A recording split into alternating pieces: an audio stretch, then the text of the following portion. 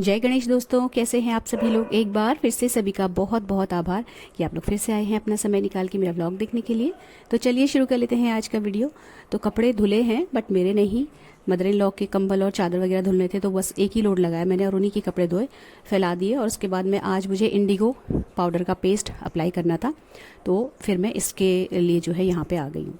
अच्छा, Indigo powder को लेके एक क्वेरी आई थी कि उनका ये कहना था कि इसको लगाने के बाद जो बाल हैं वो प्रॉपर ब्लैक नहीं होते हैं। देखिए, हो सकता है कुछ ब्रांड का फ़र्क हो या कुछ क्वालिटी का फ़र्क हो, आपने कोई और ब्रांड का लिया हो, उसकी क्वालिटी उतनी अच्छी ना हो। वैसे फ़िलहाल जो दो ब्रांड्स जिनका मैं लगातार यूज़ करती आ रही हूँ, अतर आयुर्वेदा और फॉरेस्ट हर्ब्स, ये दोनों ही मेरे लिए बहुत बढ़िया काम करते हैं। देखिए, डिपेंड करता है कि आपने पहले दिन जो हिना लगाई है, अगर आप सीधे सीधे इंडिगो पाउडर का पेस्ट अप्लाई करोगे तो आपके बाल बिल्कुल काले नहीं होने वाले, मतलब ज़रा सा भी रंग नहीं आएगा। लेकिन आपको उसके लिए पहले दिन हिना लगानी ही लगानी है, यानी कि मेहंदी। और जब मेहंदी का रंग चढ़ जाता है अच्छे से, उसके नेक्स्ट डे या नेक्स्ट टू नेक्स्ट डे भी आप इंडिगो पाउडर का पेस्ट बना के लगा सकते हो, एब्सोल्युटली नो प्रॉब्लम। अच्छा काला रंग आ जाता है बालों का, बहुत बढ़िया रंग आता है। इंडिगो और मेहंदी को मिला के भी लगाते हैं बट उससे उतने बढ़िया रिजल्ट्स नहीं मिलते हैं। तो फॉरेस्ट हर्ब्स और अतर आयुर्वेदा दोनों ही का मैं लिंक जो है डिस्क्रिप्शन में डाल दूंगी, आप मंगा सकते हो। इसके अलावा भी बहुत सारे इंडिगो पाउडर्स अवेलेबल हैं अमेज़ॉन पे और दूसरी साइट्स पे, बट वो थोड़े से महंगे हैं, तो इतना महंगा मुझे नहीं लेना था। ये अपने बजट में आते हैं और बढ़िया काम करते हैं। तो अच्छा, इसके बाद जो है इंडिगो पाउडर लगाने के बाद रखना तो होता ही है इसको 1 घंटा। 1 ही घंटा मैं रखती हूँ इसको, इससे ज़्यादा ज़रूरत नहीं पड़ती, इतने में ही ये काम कर जाता है। अच्छा, लंच और ब्रेकफास्ट एक साथ बन रहा है, तो लंच के लिए मैंने कढ़ी जो है, पकौड़ी वाली जो कढ़ी होती है, उसके लिए बेसन भिगो के रख दिया है और दही और जो बेसन वाला बैटर होता है वो भी भिगो के रख दिया है। और उसके बाद फिर मैंने सब्जी चॉप करी और सब्जी यहाँ पे मैं बना रही हूँ तोरई की। तो पकौड़ी वाला जो कढ़ी बनती है कम ही बनती है हमारे घर में, क्योंकि मेरे हस्बैंड कुछ खास ऐसा पसंद नहीं करते, मतलब पसंद करते हैं बट उन्हें बूंदी डली हुई कढ़ी जो है वो ज़्यादा पसंद है, इसलिए वो बहुत फ्रिक्वेंटली बनती रहती होगी, आपने कई बार देखा होगा। तो ये रेयरली ही बनती है।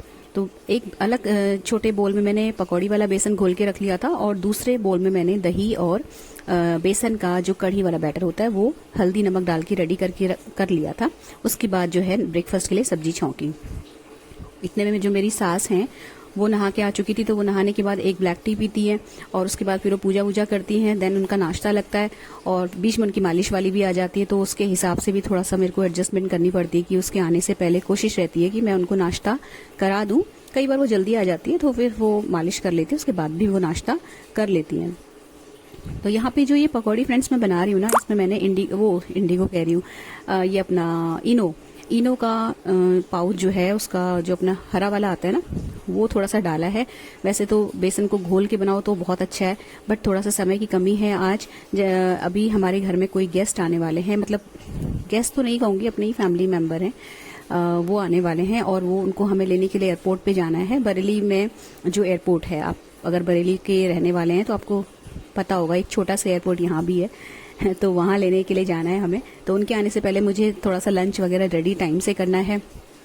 उनकी ही पसंद है ये कढ़ी और पकौड़ी वाली कढ़ी, तो मुझे पता रहता है कि जब वो आएंगे तो कढ़ी खाएंगे। और वैसे भी हम लोगों के घर में रिवाज है कि कहीं से बाहर से आओ तो कढ़ी ही बनती है ज़्यादातर, क्योंकि थोड़ा सा ना वो कहीं से आके थकान सी लगती है, तो खट्टा मीठा सा चटपटा सा कुछ खाने का मन करता है। तो वो वैसे भी बननी थी, प्लस उनकी तो खुद की पर्सनल फेवरेट है, तो इसलिए भी जो है वो बन रही है। जो रिलेशन में जो हैं, जो रिलेटिव आने वाले हैं, एक्चुअली उनका बरेली में कुछ काम पड़ा है किसी ऑफिस में, तो वो बस लंच करेंगे और उसके बाद निकल जाएंगे। एक्चुअली वो शायद नहीं रुकते या वो हमारे घर भी नहीं आते, एयरपोर्ट से ही सीधे निकल जाते अपने काम से। लेकिन जो मतलब उनका आना है इस बार बहुत सालों के बाद, ऑलमोस्ट 15 या 17 साल के बाद वो घर पे आ रहे हैं। मेरी मदर इन लॉ की साइड की कोई रिलेटिव हैं, तो वो मेरी सासू माँ से मिलने के लिए आ रहे हैं। और क्योंकि वो अभी मेरे पास रह रही हैं तो मेरे पास यहीं आएंगे, हमारे घर में थोड़ी देर बैठेंगे, लंच करेंगे, मिलेंगे और उसके बाद फिर वो चले जाएंगे, क्योंकि कुछ सरकारी काम है उन्हें, इसकी वजह से वो वहाँ मतलब बरेली आए हैं। तो उनके आने से पहले थोड़ा सा ये चेंज वगैरह भी मुझे करना था। एक्चुअली इसका तो टाइम भी हो ही रहा था चेंज करने का, मतलब गंदे हो रहे थे यहाँ के जो कवर्स वगैरह हैं, वो मुझे करने ही थे। बट अब वो आ रहे हैं तो ये लगता है कि चलो खाना वाना बन गया है, टाइम है, करना है ही, तो लाओ अभी चेंज कर लेते हैं। तो धोने वोने का काम तो नेक्स्ट डे किया जाएगा। अभी मैंने सिर्फ इसको जस्ट चेंज किया है, थोड़ा थोड़ा डस्टिंग करी है, मतलब एक कपड़ा मार दिया सब चीज़ों में, ऐसा बहुत ज़्यादा डीप डस्टिंग तो नहीं करी है, बट थोड़ा सा जहाँ जहाँ पे दिख रहा था वहाँ वहाँ पे कपड़ा मार के जो लॉबी है उसे साफ़ सुथरा कर दिया, क्योंकि इसी लॉबी से होके जाके जो है मेरी मदर इन लॉ का रूम पड़ता है, तो ऑलमोस्ट पूरे घर का राउंड लगा के तब जाएंगे उनसे मिलने के लिए। इसलिए यहाँ पे भी थोड़ा सा साफ़ सुथरा कर दूँ, करना है ही, आज नहीं तो कल होता, तो कल से अच्छा है आज ही कर लो। कल ये रहेगा कि धुल जाएंगे सारे कवर, थोड़ा सा बदलने और चेंज करने का काम आज ही निपट जाएगा। इंडिगो पाउडर के लिए मुझे एक चीज़ और बोलनी थी कि देखिए जो अतर आयुर्वेदा वाला इंडिगो पाउडर है वो मैं काफ़ी टाइम से यूज़ कर रही थी। बीच में ये जो मैंने हाल ही में मंगाया है फॉरेस्ट हर्ब्स का इंडिगो पाउडर, जिसका मैंने अपनी लास्ट ब्लॉग में शायद शेयर भी किया था कि मतलब अमेज़ोन से आया था ऑर्डर, मैंने आपके सामने अनपैकिंग करी थी उसकी। तो वो जो है ना वो मैं काफ़ी टाइम के बाद यूज़ कर रही हूँ, बट ऐसा नहीं है कि वो मैंने इस्तेमाल नहीं किया हुआ है या वो ट्राइड एंड टेस्टेड नहीं है। फिर भी अगली बार जब भी मैं इंडिगो और हिना लगाऊंगी तो आपके साथ शेयर कर दूंगी फॉरेस्ट हर्ब्स वाले ब्रांड का भी, जिससे कि आपको थोड़ी सी क्लैरिटी मिल जाए। हालांकि इससे पहले भी मैंने व्लॉग्स में शेयर किया हुआ है, जिसका लिंक डिस्क्रिप्शन में ऑलरेडी अवेलेबल है, बट फिर भी मैं फॉरेस्ट हर्ब्स वाला भी आपको लगा के दिखा दूंगी, जिससे कि आपको थोड़ा सा एश्योरेंस मिल जाए। क्योंकि जो मेरे बाल हैं अच्छे खासे सफ़ेद हैं, तो ऐसा नहीं है कि मैं काले बालों में लगा के आपको दिखाती हूँ, तो बिफोर एंड आफ्टर भी आपके साथ शेयर कर दूंगी। अच्छा, इसके बाद मुझे जो मेरा क्रीम था वो ख़त्म हो रहा था, जो मैं बनाती हूँ पैरों के लिए, एड़ियों के लिए ख़ास तौर से और हाथों के लिए। तो उसके लिए फिर ना मेरे को बनाना तो था, बट मैं सामान इसका जो है एग्जैक्टली लाना भूल गई। इसके लिए जो चीज़ें चाहिए थी मुझे, तो जो है अवेलेबल उससे फ़िलहाल बना ले रही हूँ, जिससे जो काम रुक रहा है वो ना रुके। तो ग्लिसरीन ख़त्म हो रही थी एक्चुअली, तो ग्लिसरीन जितनी थी उतनी ही मैंने यूज़ कर ली है। तो इसमें मैं आपको इसका जो तरीका है वो बता देती हूँ। यहाँ पर जो ग्लिसरीन है वो लेनी है, इसके अलावा कोई भी गाढ़ा तेल लेना है, आप कैस्टर ऑयल भी ले सकते हो और बादाम का तेल भी ले सकते हो, और लेना है एलोवेरा जेल, तीनों को बराबर मात्रा में लेना है। अच्छा, यहाँ पे मेरे पास जितना ग्लिसरीन अवेलेबल था उसी हिसाब से मैंने बाकी चीज़ों को भी लिया है। बॉटल में सिर्फ 2 चम्मच ग्लिसरीन था, तो मैंने 2 चम्मच ग्लिसरीन लिया है, 2 ही चम्मच अरंडी का तेल या कैस्टर ऑयल लिया है, और 2 ही चम्मच में यहाँ पे एलोवेरा जेल लूँगी। पतंजलि का एलोवेरा जेल है, इसका दूसरा भी येलो वाला भी आता है, तो कोई सा भी आप ले सकते हो, मैं उससे भी बना के देख चुकी हूँ, सेम जो है बनता है, कोई प्रॉब्लम नहीं है। तो इन तीनों को लेना है बर्तन में, रेशियो सेम रहना चाहिए, आप ज़्यादा भी बना सकते हो, और अगर आप सिर्फ आजमा के देखना चाहते हो तो सिर्फ आप 1 टीस्पून लेके पहले बना के देख लीजिए, लगा के देख लीजिए, आपको अच्छा लगे तो फिर आप ज़्यादा बना सकते हैं। अब हमें इसको अच्छे से मिक्स करना है। तो ये अभी तीनों चीज़ें बिल्कुल अलग अलग हैं, बट इसको हम अच्छे से मिक्स करेंगे ना तो ये सब अच्छे से एक दूसरे में मिलजुल जाती हैं, और एक वाइट कलर का या हल्का सा मिंट ग्रीन कलर का एक पेस्ट तैयार हो जाता है, बहुत ही सुंदर सा और बहुत ही बढ़िया सी कंसिस्टेंसी वाला, जैसे सीरम होता है ना, कुछ कुछ इस तरीके का।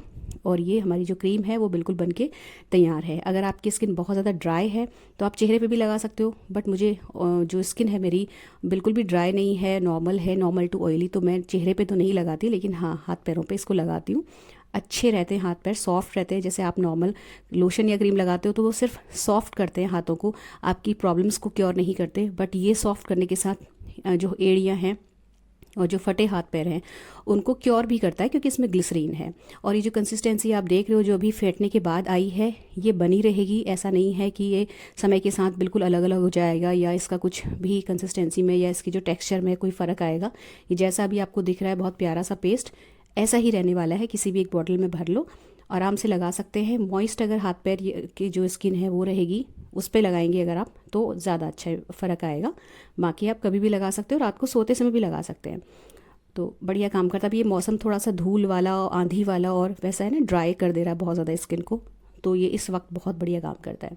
तो ये बना के रख लिया, बाद में जब ये ख़त्म हो जाएगा तो फिर मैं सारी चीज़ें लेके आऊँगी जो जो ख़त्म हो रही हैं, फिर अच्छे से थोड़ा ज़्यादा क्वांटिटी में बना के रख लूँगी। ये सारे काम निपटाए, उसके बाद फिर हम लोग निकल गए थे उनको लेने के लिए, जो भाई साहब आ रहे हैं। और एक्चुअली वो देखिए ओला और उबर करके भी आ सकते थे, बट एक रिगार्ड देने वाली बात होती है, क्योंकि इतने साल बाद आ रहे हैं और बहुत सीनियर हैं हमसे, तो थोड़ा सा ये रहता है कि थोड़ा दिखाना, रिगार्ड दिखाना पड़ता है कि चलो हम आए हैं लेने के लिए, वो वाली बात है। तो निकल गए थे हम। बहुत सारे लोग मुझे लगता है कि बरेली शहर से भी जुड़े हुए हैं मेरे चैनल से, क्योंकि कई बार फ्रिक्वेंटली आपके कमेंट्स आते हैं कि क्या आप बरेली शहर से हैं। तो जी हाँ, मैं बरेली शहर से हूँ, और ये रास्ता आपको बहुत ही ज़्यादा जाना पहचाना लगेगा अगर आप यहाँ के ही रहने वाले हैं। तो बस हम लोग फिर एयरपोर्ट के लिए निकल गए थे। छोटा सा एयरपोर्ट है बरेली में, बहुत ज़्यादा नहीं है, बहुत सीमित फ़्लाइट्स हैं जो जाती हैं। तो वो मतलब हम उनको लेके आए, उन्होंने लंच किया और वो बहुत कम देर बैठे, मतलब मुश्किल से लंच का टाइम मिला के वो सिर्फ 1 ही घंटा रुक पाए थे, फिर उनको निकलना पड़ा। वो हल्द्वानी को जा रहे थे तो ज़्यादा देर नहीं बैठ सकते थे, बस वो मिलने के लिए आए थे हमसे। तो वो जब चले गए ना, उसके बाद फिर जो काम है वो एज इट इज़ पड़े हुए हैं, क्योंकि जो हमारे भैया लोग हैं और भाभी लोग हैं, उनका परिवार अभी नहीं है और वो लोग भी कहीं गए हुए थे, तो वो भी अभी घर आ रहे हैं।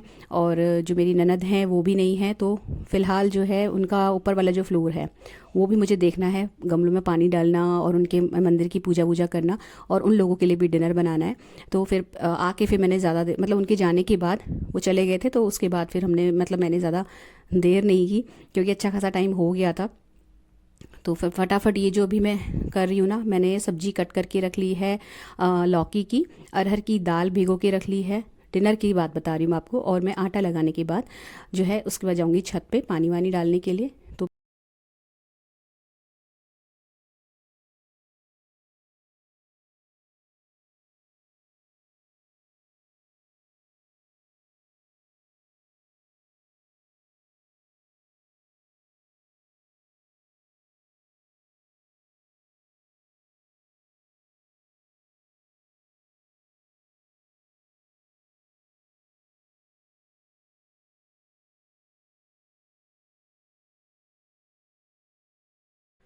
तो जब जा रही थी ना, तो मैं अपने हाथ में दूध का लोटा भी लेके गई थी, क्योंकि उनके फ्रिज में दूध रख दूंगी, जो चाय वगैरह पी लेंगे, क्योंकि रात के लिए चाहिए दूध, तो बहुत ज़्यादा तो नहीं चाहिए, नेक्स्ट डे मॉर्निंग आ ही जाएगा। तो उनके फ्रिज में जाके पहले मैंने दूध रखा, अखबार बाहर आए हुए पड़े थे वो सारे जगह पे रखे, और इसके बाद जो है पहले मैंने इनके, मतलब मंदिर में पूजा कर ली, और उसके बाद फिर मैं छत पे पानी डाल के आई गमलों में। उसके बाद जो बीच वाला फ्लोर है वहाँ मैं पानी डाल रही हूँ। तो छत की तो मैंने क्लिप नहीं बनाई, क्योंकि आपने कई बार देख लिया है मेरे को उसमें जो है छत में पानी डालते हुए।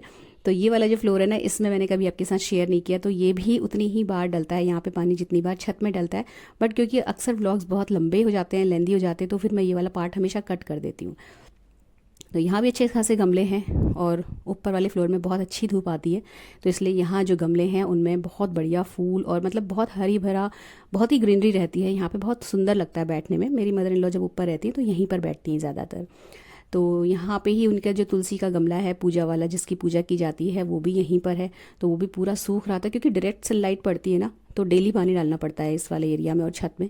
हमारे वाले पोर्शन में डेली पानी नहीं डालना पड़ता, एक दिन छोड़ के डालो ना तो भी चल जाता है, मतलब इतनी पीक समर्स में भी, क्योंकि डायरेक्ट सनलाइट नहीं आती है। तो यहाँ पानी डालने के बाद फिर मैं नीचे वाले फ्लोर पे गई, और जो है मेरी मदर इन लॉ का इस वक्त टीवी देखने का टाइम हो जाता है, और वो दोबारा से इस वक्त चाय पीती हैं, तो टीवी ऑन नहीं कर पाती, क्योंकि जो टीवी वाला बटन है ना वहाँ पे बेड लगा हुआ है, तो वो उतना झुक के नहीं ऑन कर पाती हैं। तो फिर वो, उनका फिक्स टाइम है 6:30 बजे आरती आती है दिव्य चैनल पे, तो वो ज़रूर देखती है। तो वो तब तक मैं पहुंच गई थी नीचे, और उनका टीवी वगैरह ऑन कर दिया था, उनको चाय पानी और गर्म पानी की जो थैली देती हूँ मैं वो दी। और तो जब भैया भाभी लोग ऊपर छत पे नहीं, मतलब ऊपर वाली पोर्शन में नहीं रहते ना, तो उस दिन मेरा काम बहुत ज़्यादा बढ़ जाता है, और ऊपर नीचे करने की वजह से मुझे थकान भी बहुत ज़्यादा हो जाती है। बट ठीक है, क्योंकि वही बात है ना कि वो इसीलिए जा पाते हैं क्योंकि मैं हूँ घर पे देखने के लिए, इसीलिए वो निश्चिंत होकर फ्री माइंड होकर चले जाते हैं। सेम वेज कभी मुझे जाना होता है तो फिर मुझे भी ज़्यादा सोचना नहीं पड़ता है, वो लोग मैनेज कर लेते हैं, इस तरीके से चलता है। तो ये सारे काम निपटाने के बाद पूजा करी है, आके दाल छौंकी, प्रेशर कुकर जब खाली हो गया फिर मैंने इसमें सब्जी बनाई, और उसके बाद सब्जी भी खाली करनी पड़ी मुझे, क्योंकि फिर मुझे इसमें ज़ीरा राइस बनाना था। छोटा वाला जो मेरा प्रेशर कुकर है, जो अक्सर आपको वीडियोस में दिखता है, उसका जो रबड़ है वो ख़राब हो रहा है, इसलिए मैंने ये बड़ा वाला प्रेशर कुकर निकाला, नहीं तो अभी फटाफट 2 कुकर्स में काम हो जाता। तो उसका रबड़ चेंज करना है मुझे। तो फिर फटाफट से ये वाला कुकर खाली करके इसमें सब्जी बनाई, और फिर इसको खाली करके इसमें मैंने ज़ीरा राइस बनाया।